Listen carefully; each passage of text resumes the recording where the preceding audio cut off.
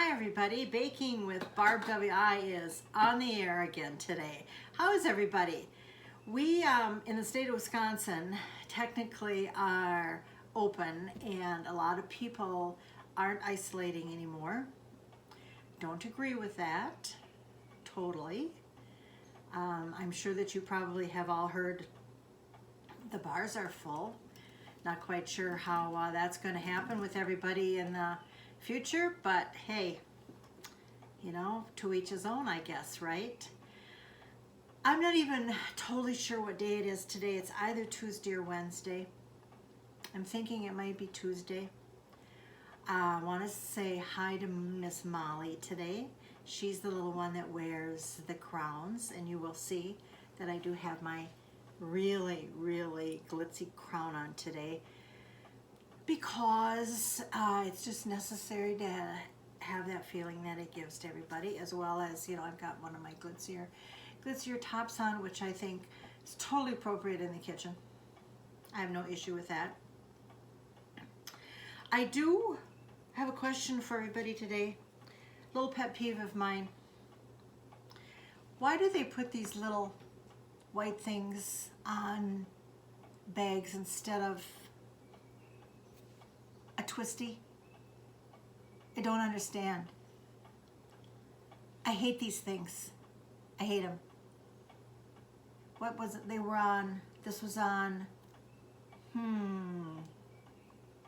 bread, I think, or potatoes. Just one of those mini pet peeves that at this time it just kind of seems like it's a little exaggerated. That's one of the reasons for the crown and the glitz. And I do believe one of my followers may be Miss Molly's mom, Mary. I know she's thinking about getting a crown. I think she is. She hasn't told me yet. But I believe that she is, and then we'll bring her up in a little bit. Couple notations about last couple of videos. I've been told that my voice is too low on the video in the garden, and I think it's because I have a reverent feeling when I go out there. It's kind of like a serenity garden, and so I talk softly, but I will try not to do that anymore. And also, the video when we did the braids with the cinnamon roll dough, I'm still learning all this stuff, folks. I don't want that to get away from me. And so I know that you couldn't see a lot of it. So I've turned my position in the kitchen, and now I know that my working surface is here. So we are going to see how that works. But keep in mind, I am still learning, but having so much fun doing it. What we're going to do today will sound somewhat familiar. We are going to make a braid again, yes. However, you may recall that in my inaugural video, the braid was already done. I had it out of the oven, so I really didn't technically make it. And then the other day we did the cinnamon roll braid. So that really wasn't the braid because I couldn't get the Rhodes sweet dough bread. Well, I have it now. So we're going to do this, and we're going to do it in steps. I'm going to roll it out, and then we'll pause because you have to let it rest. Put some saran wrap on it for 10 to 15 minutes, and then we will get it all going, put it together, put it in the oven, then we'll come back, and then we'll frost it. So the first thing that you do is clean your cupboard off really well. Make sure you do that. This is the part where I said that I'm tempted to do it on the pan like I did the cinnamon rolls. But we're going to live dangerously today and do it on the countertop because I think it will be easier to roll than if it was on a pan. So we'll spray the countertop. Your dough does not need to raise. It just needs to be thawed. And I've had a piece of saran wrap on it with a little bit of spray. So we take it in the directions, say 12 to 16 roll. We need a little spray on the rolling pin. Here we go. So, beautiful. This is going to be long and skinny. So we just start rolling out. You know, it kind of takes a little bit. It kind of wants to go back and into its original form. Wouldn't that be nice if we could all do that? Go back into our original form and just see how it pops back. I think that is just really a glorious idea. We should just close on that thought. Bye, folks. No, I'm kidding. Geez, I laughed so hard on that, my crown almost fell off. So we're going to work toward a 12 by 16 piece of dough, and make sure that it does not bounce back and that it's relatively even. I'm not going to roll it out quite to 12. While I don't have an issue with the 16 inches, I did with the 12 inches. I thought it was just a little wide, because once you make your strips, you crisscross and overlap them on top of the pie filling, and they're kind of long. And there's really not a good place to tuck them. So I'm not going to do it. I'm kind of liking this. It's long enough, and it doesn't have to be perfect by any stretch of the imagination. I know you probably are thinking, another braid. Poor girl. Is there a braid reform school in her area? No, there isn't. Or you may be thinking 12-step program for braid addicted people. No, we don't. The 12-step program could probably be used a little bit around here.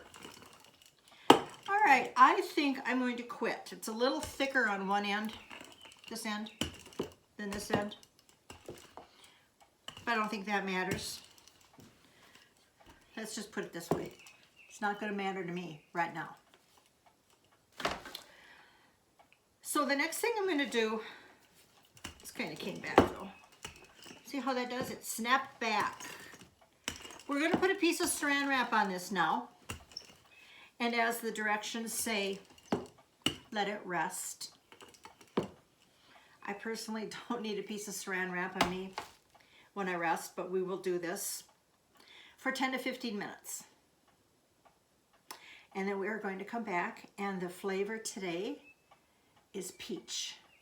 And there's a reason for that, because it's Mary's favorite, and I'm going to take some of this to her Thursday after lunch and leave it on her front step as a little treat.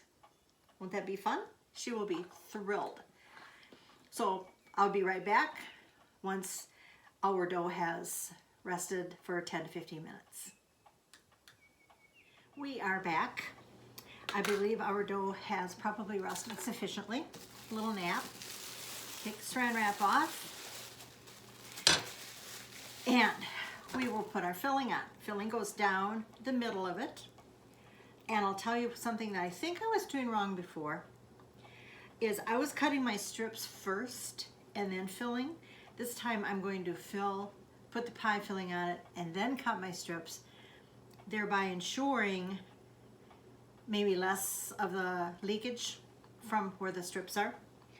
The filling is 4 ounces of cream cheese and a 1/4 cup of sugar. And this is really, really wonderful stuff. So you just kind of go right down the middle,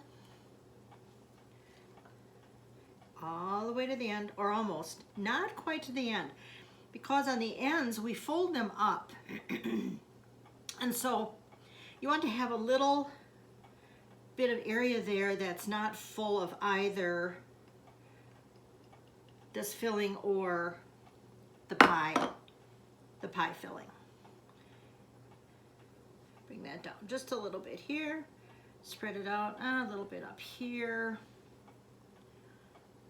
I'm really tempted to make a little bit more of this. I didn't want to this time because I'm famous for kind of overdoing, kind of like that frosting last time with the cinnamon roll dough.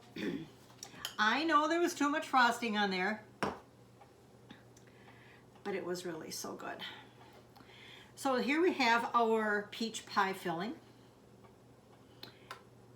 And rather than dump that out, I'm just going to start here a little bit. These are slices. So why not make this as pretty as we can, if in fact that's important. Get a little of that juice on each one. And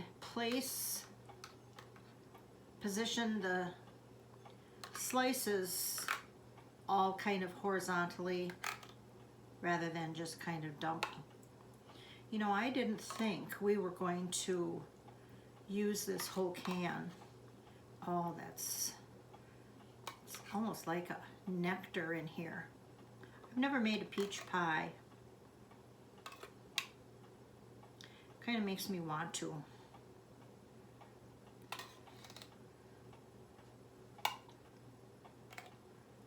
We're almost finished here.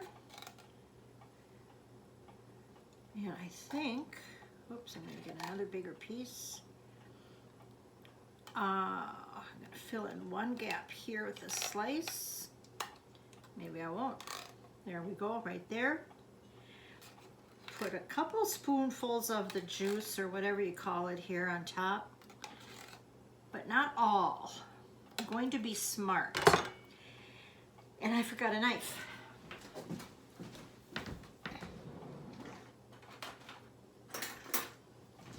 Here we go with the knife. But before the knife, I shan't forget again. I did check with Mary to see if they do nuts, and she said yes, they do nuts a little bit. So we're going to take a few pecans, not a whole lot because nobody probably likes them as much as I. But we'll just put a few in there for that one. Can you see it? Everybody can see? So now we go within door strips and go within about a half. I'm going to get a pizza cutter if I can find one. Would that be nice if it's right on top? And it was. You go within about a ½ inch from the center with all the goodies on it. Pizza cutter is the key. It's great. So now on the ends, you bring it up over the end and bring that very bottom one on top of your end cap. Let's just call it an end cap. And then again, you go from one side to the other, lift up, and make sure they're on top of each other to prevent that seepage that I was talking about. And I have to say that I am liking the less than 12-inch width. This is a little wide, but you know what, folks? It just doesn't matter. It doesn't matter if they're too wide, if they're too narrow. It's going to be scrumptious. Mary is going to be delighted. And it's all good. It's all good. I have all my garden planted. I just do flowers. I don't do vegetables. So I'm rather pleased about that. All right, this is going nicely. Now when you get to the end again here, oops, for some reason I was a little uneven there. Put that there. You bring the end up again. Can you see this? Up over the top. And then bring each one of those strips by it on top. I've got just two little bitty holes there, and I don't think it's going to be an issue at all. Now this is a problem area that I usually have. This is why I duct taped this to the cupboard when I did the cinnamon roll dough, because now you have to lift it. and put it on the pan. Now, how the heck do you do that, you say? Well, I don't know. I have a couple spatulas here if I need it. And I know this is very, very long. I think I'm going to do that with the spatulas and just kind of coax it over there.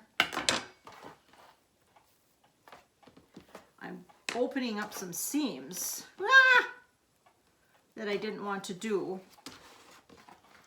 but we'll get it. There we go. And I'm going to bring that back up here. It will cover up those little holes. And so we have a U-shaped braid. Cover that, bring this up just a little bit, just to kind of fill the holes so that all that good pie filling doesn't come out. So that was a little sloppy, but you know what? It doesn't change the taste. It will be wonderful. 350 degrees. I can't remember for how long. I'm going to have to look again. I have to get down here so you can see my crown. I'll have to take a look. I think it's like for 25 minutes or so. So at that point, we will come back and see how it looks. And I'm sure it will be wonderful. Oh, hello. We are back. And look at what I have. It's still warm. I've propped it up a little bit so you can see it. I think that I can even perhaps bring it over for a close-up. Look at that. Isn't that beautiful? Very little seepage. Had a little issue getting it on the plate, but as you can see, it just didn't matter. Now we're going to make the icing for it. We start with, and I'm sure that 95%, if not higher, of everybody has already made this. But you know, for those 5% who have not, or who may do it a little differently, or who aren't happy, this is for you. Specifically for you. About a, I don't know, tablespoon melted butter into about, I do abouts because I do this differently every single time. About a cup of confectioner's sugar. And you start stirring that in. Try not to get too much on the counter or on you. And then we're going to add milk. I always put my milk in a little Dixie cup or a teeny little cup, because if I do it right from the carton, I invariably put too much in. Then what do? You have to put more powdered sugar in. And it just keeps going back and forth, and before you know it, you've got a countertop full of frosting that you don't need. So we're going to put maybe a tablespoon to start, because you simply don't need a lot of this. What's really important is the right consistency. And we're going to need a little bit more milk, maybe another, close to a tablespoon. And see how quickly, I shouldn't have used a yellow bowl for this. Next time I'll use a red bowl. Almost the perfect consistency. Vanilla. And use the hand that you're right with to put the vanilla in. I just had it in my left hand. I've tried that before and I lost control of it. So maybe a teaspoon of vanilla. Get those sides in there.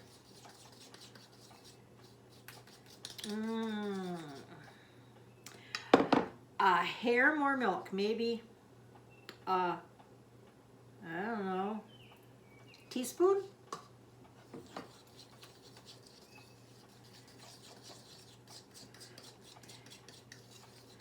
Because with the cinnamon roll dough, yes, the icing was wonderful, but it overpowered the taste of the roll.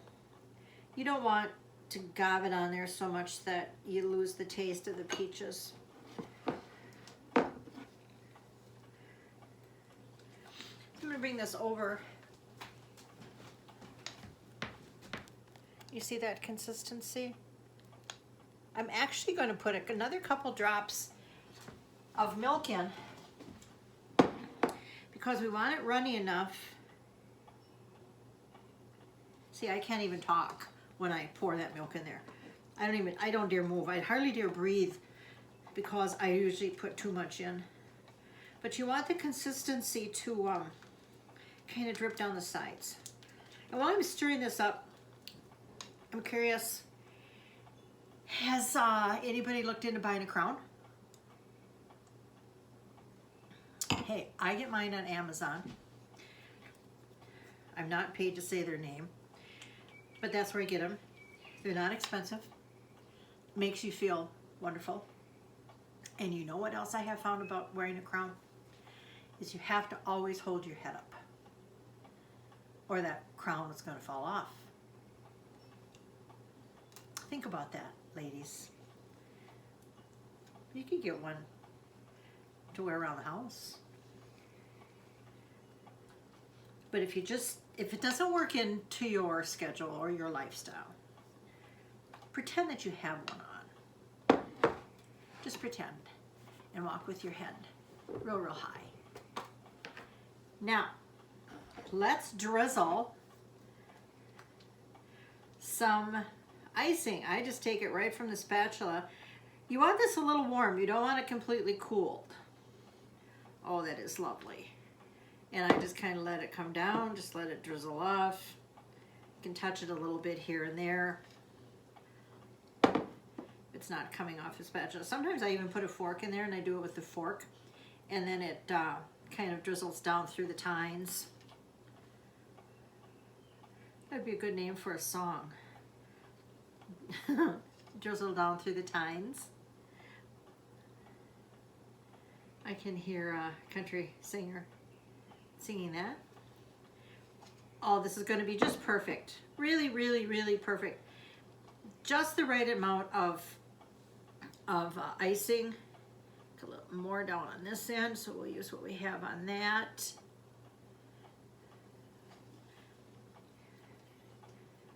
And this will be the last one. Where do we need it? Maybe over there a little bit, maybe on the end a little bit.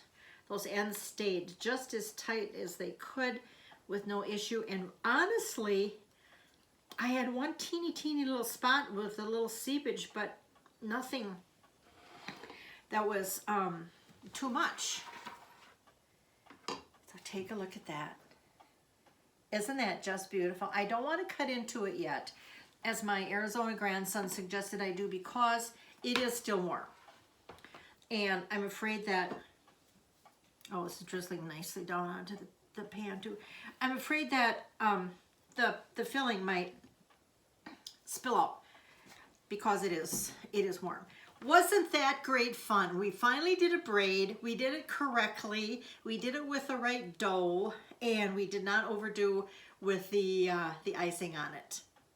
I'm really happy about this. This has been a great day, everybody. Go out, have a great time. Until next time.